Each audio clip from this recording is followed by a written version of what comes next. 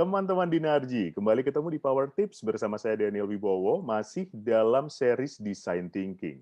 2 episode sebelumnya, kita sudah ngobrol tentang human-centered design, kemudian juga customer journey-nya. Ya. Kali ini di episode yang ketiga, kita mau ngobrolin apa lagi? Saya masih bersama dengan konsultan Dinarji Indonesia, Joko Murjono. Hai Pak DJ. Halo. Tetap dengan tepuk tangannya ya. Setelah 2 proses yang kemarin, ya, human-centered design dan juga Ya, customer journey. Yang ketiga apa nih tipsnya untuk kita bisa memulai design thinking? oke. Kan i yang namanya design thinking itu suatu proses Mhm, yang bukan linear tapi bisa bolak-balik gitu mhm, kan. Jadi bisa kembali lagi step-step berikutnya. mhm, Nah, dari customer journey itu kita kan akan memperoleh, eee, banyak sekali kualitatif data. mhm, Apa tuh maksudnya kualitatif data? Kualitatif data itu adalah data yang benar-benar berasal dari yang kemarin itu kan apa yang dia katakan, apa yang dia lakukan, kita tanya perasaannya dia dan mhm. apa yang dia pikirkan. Itu yang Betul, kita maksud dari kualitatif. betul. Jadi bukan cuman survei gitu kan. Nah, Mhm, dari kualitatif data itu kita bisa me, apa ya, menangkap semacam insights dari beberapa eh, data mhm, dari para user kita itu. mhm. Oke. Kemudian si insight ini harus diapain, Pak? Insights itu tuh istilahnya gampang-gampang susah ya. Maksudnya insights itu yang jelas bukan cuma data doang, Oh, oke. bukan cuman hasil observasi doang, bukan Mhm, cuman, keinginan atau statement dari orang-orang itu gitu. Karena biasanya tuh yang kita taruh di dinding adalah semua yang di-posted gitu kan, semua, datanya itu, kualitatif data itu kita taruh. mhm, Insights itu adalah kita menggunakan, radar, empati kita untuk mengerti, user-nya better, lebih baik gitu.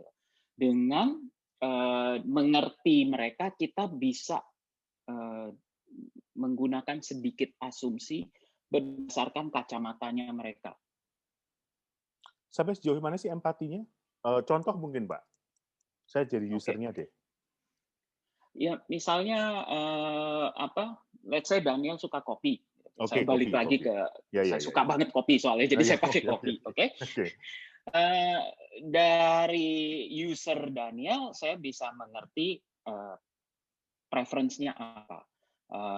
Journey-nya Daniel mesen kopi di coffee Mhm, shop tuh mhm, seperti apa, mhm, mhm, poin-poin ini, dan saya ngobrol sama Daniel.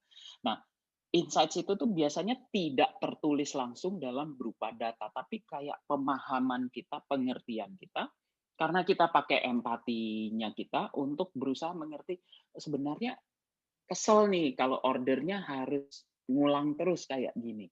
Kenapa mhm. tidak ini ya? Kenapa nggak ada pilihan sebelumnya gitu yang Oke sudah oke. di capture sama coffee shop bahwa Daniel tuh nggak sendirian, banyak yang kayak Daniel yang I pengen see kopi yang spesifik I itu. see. Nah, ini jadi insights untuk karena semua orang ingin kopinya beda misalnya gitu. Kopinya tuh sangat customize ke dia. Mhm. Oke. Dan kenapa Daniel melakukan itu bagian dari insights. Karena Daniel misalnya concern tentang konsumsi gula, karena Daniel nggak mau jerawatan kalau anak ABG minum gula kan gitu kan. Oh Daniel udah bukan ABG ya. Mhm. Itulah kira-kira. Oke. Eee, si insight ini tadi juga disebutkan ada asumsi nih, Pak. Mhm. Bagaimana cara membatasi asumsinya agar nggak kebablasan? Good question. Karena insights itu asumsi berdasarkan kualitatif data. Mhm, Jadi kalau misalnya kita menarik insights dari data itu, kita akan selalu ini insights-nya keluar dari mana? Oh, dari data yang ini, dari data yang ini. Jadi ada dasarnya. Bukan karena kita ngarang di kepala kita saja, pasti dia mau kayak gini. Nah, itu mhm, kita mhm, akan selalu checkpoint di diri kita. Oke, saya pakai empati saya nggak? Ini insight ini dari mana? karena keinginan ini. Jadi ada beberapa datanya itu. Oke. Nah, apakah insight ini, apa saya menyebutnya ya, solusi untuk mengerti kebutuhan customer? Uh, Insights merupakan jalan menuju solusi. Jadi insights bukan solusi. Insights ini baru kayak apa ya? Aha, sekarang saya ngerti gitu loh. Customer ini pengennya gini. Customer ini pengennya gini. Ini ada kemiripan nih. Berarti ya insight nih karena ada beberapa hal yang mirip di situ. Kayak kemarin dengan klien real project yang kita lakukan kemarin, salah satu insights-nya adalah googling. Orang untuk mencari informasi itu susah sekali, apalagi informasi yang sifatnya medical. Mereka googling, bahasanya bahasa canggih, bahasanya dokter. Kadang-kadang untuk orang awam susah mengerti. Dan ini terjadi di beberapa user yang kita interview. Nah, insights dari situ kita bisa bilang bahwa sebenarnya mereka mencari informasi, benar, tetap mereka googling. Karena mereka butuh bahasa informasi yang menggunakan bahasa awam. Nah, ini salah satu insights. Bagaimana mungkin nggak kita menulis ulang yang medical tadi menjadi bahasa yang mudah dimengerti oleh manusia-manusia biasa gitu, yang bukan dokter gitu. Siap ya. Oke. Nah, bukan manusia luar biasa gitu kan. Luar biasa. Nah, apakah setelah bahasanya diumumkan, maksudnya dibuat umum, itu adalah solusinya berarti itu? Salah satu dari solusi. Ini baru insight saja. Jadi berdasarkan kebutuhan usernya kita, keinginannya dia untuk mengerti, untuk mendapatkan informasi tersebut. Nah, kita mendasarkannya pada situ. Tujuannya apa? Supaya solusinya, karena insights itu bukan solusi kan, supaya nanti solusinya akan menciptakan nilai lebih, nilai tambah. I see. Yang saya tangkap adalah kita memahami, kemarin kita banyak bertanya dan sebagainya, kita memahami sesuatu dari customer, itu yang dimaksudkan insight, kemudian kita akan melakukan sesuatu dari insight itu yang berupa solusi. Kalau lihat di kamus, insights itu adalah kemampuan untuk mengerti kondisi seseorang, situasi seseorang dengan jelas menggunakan kacamatanya dia. Jadi bukan asumsi kita. So itu terjemahannya insight gitu. Kalau kita ngecek ke kamus gitu. Nah, insight berarti memiliki poin penting nih dalam design thinking, Pak. Apa yang bisa kita lakukan untuk mendapatkan insight yang sesuai yang dibutuhkan? Oke. Kita kalau di apa namanya dalam workshop itu kita suka pakai istilah insights yang hebat tuh apa sih gitu loh, memenuhi kriteria apa saja sih gitu. Nah, kalau insights yang hebat itu saya cuma punya 3 kriteria aja.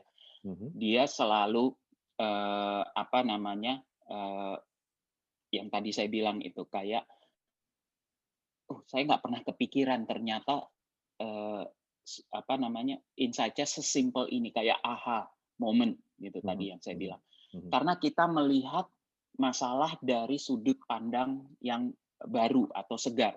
Gitu. Tapi terutama dari sudut pandang user, itu yang pertama. Jadi kalau susah-susah gampangnya atau gampang-gampang susahnya, ini insight atau bukan gitu, nggak ada yang pernah tahu. Tapi kayak kalau kita melihatnya dari sudut pandang yang berbeda dan ini belum pernah terpikirkan, oh ternyata segitu simpelnya gitu. Nah itu kadang-kadang the great insights, the best insights itu di situ. Itu satu. Ya, ahanya itu. Saya nggak pernah mikir ternyata butuhnya sesimpel itu. Oh kalau saya kasih ini penjualan saya naik. Kalau saya kasih ini apa gitu. Nah itu satu pertama.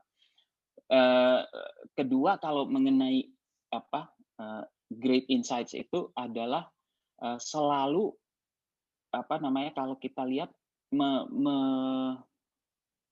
membuka apa namanya terhadap perilaku user atau fenomena baru gitu kan.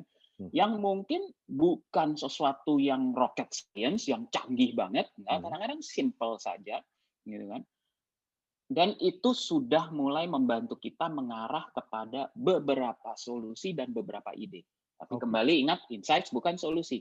Ya, Hanya kayak memberikan, oh ngelihatnya harus ke sini nih, ke pagar yang ini nih, gitu kan, ke arah yang situ. Itu dua. Jadi mereka akan apa namanya berdasarkan perilaku dari orang-orang yang kita amati tadi, kita memperoleh insights-nya. Oke. Nah, dalam menulis insights, tips yang ketiga adalah selalu menulis dari sudut pandang user. Jadi jangan terlalu teknologi minded, science minded gitu kan, tapi just be human, be real gitu. Selalu menulis dari sudut pandang first person-nya, orang pertama yang melihat masalah itu, yaitu user-nya. Oke.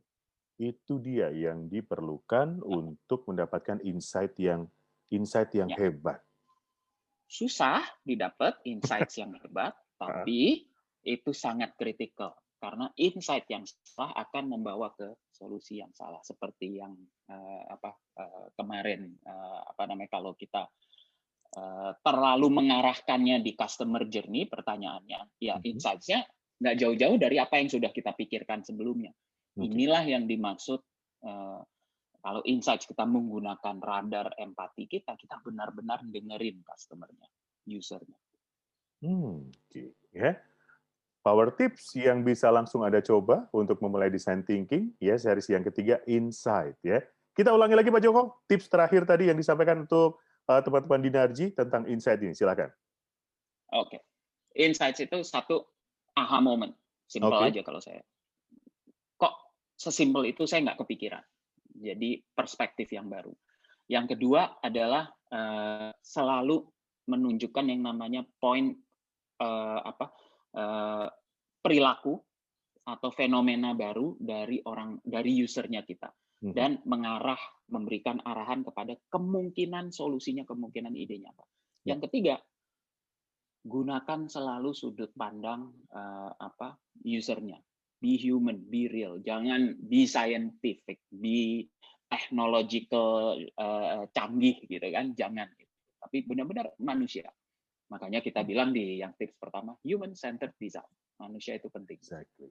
Oke, ya. Silahkan dipraktekkan. Saya akhiri di sini. Pak Joko, terima kasih. Thank you, Daniel. Sampai ketemu di next tip. Pastinya, ya. Saya Daniel Wibowo. Jangan lupa like dan juga subscribe. Sampai jumpa.